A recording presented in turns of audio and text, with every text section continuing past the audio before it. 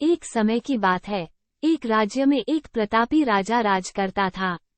एक दिन उसके दरबार में एक विदेशी आगंतुक आया और उसने राजा को एक सुंदर पत्थर उपहार स्वरूप प्रदान किया।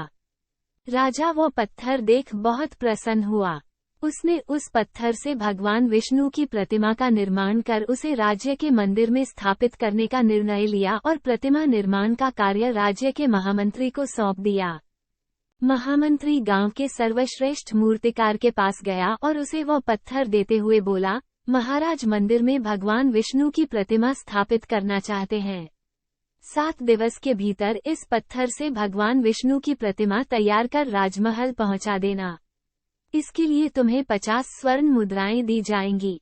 50 स्वर्ण मुद्राओं की बात सुनकर मूर्तिकार खुश हो गया और महामंत्री के जाने के उपरांत प्रतिमा का निर्माण कार्य प्रारंभ करने के उद्देश्य से अपने औजार निकाल लिए।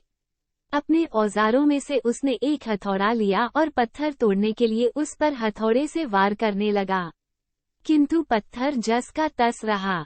मूर्तिकार ने हथौड़े के कई वार पत्थर पर किए, किंतु पत्थर नहीं टूटा। 50 बार प्रयास करने के उपरांत मूर्तिकार ने अंतिम बार प्रयास करने के उद्देश्य से हथौड़ा उठाया, किंतु ये सोचकर हथौड़े पर प्रहार करने के पूर्व ही उसने हाथ खींच लिया कि जब 50 बार वार करने से पत्थर नहीं टूटा, तो अब क्या टूटेगा।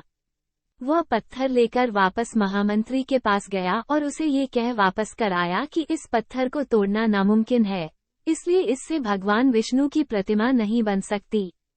महामंत्री को राजा का आदेश हर स्थिति में पूर्ण करना था, इसलिए उसने भगवान विष्णु की प्रतिमा निर्मित करने का कार्य गांव के एक साधारण से मूर्तिकार को सौंप दिया।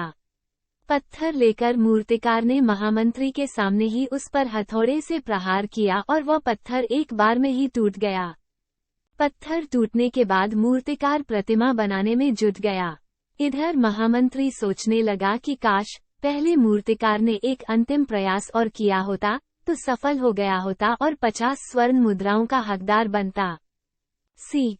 मित्रों, हम भी अपने जीवन में ऐसी परिस्थितियों से दो चार होते रहते हैं। कई बार किसी कार्य को करने के पूर्व या किसी समस्या के सामने आने पर उसका निराकरण करने के पूर्व ही हमारा आत्मविश्वास डगमगा जाता है और हम प्रयास किए बिना ही हार मान लेते हैं। कई बार हम 1-2 प्रयास में असफलता मिलने पर आगे प्रयास करना छोड़ देते हैं, जबकि हो सकता है कि कुछ प्रयास और करने पर कार्य पूर्ण हो जाता या समस्या का समाधान हो जाता। यदि जीवन में सफलता प्राप्त करनी है तो बार बार असफल होने पर भी तब तक प्रयास करना नहीं छोड़ना चाहिए जब तक सफलता नहीं मिल जाती। क्या पता जिस प्रयास को करने के पूर्व हम हाथ खींच ले वही हमारा अंतिम प्रयास हो और उसमें हमें कामयाबी प्राप्त हो जाए।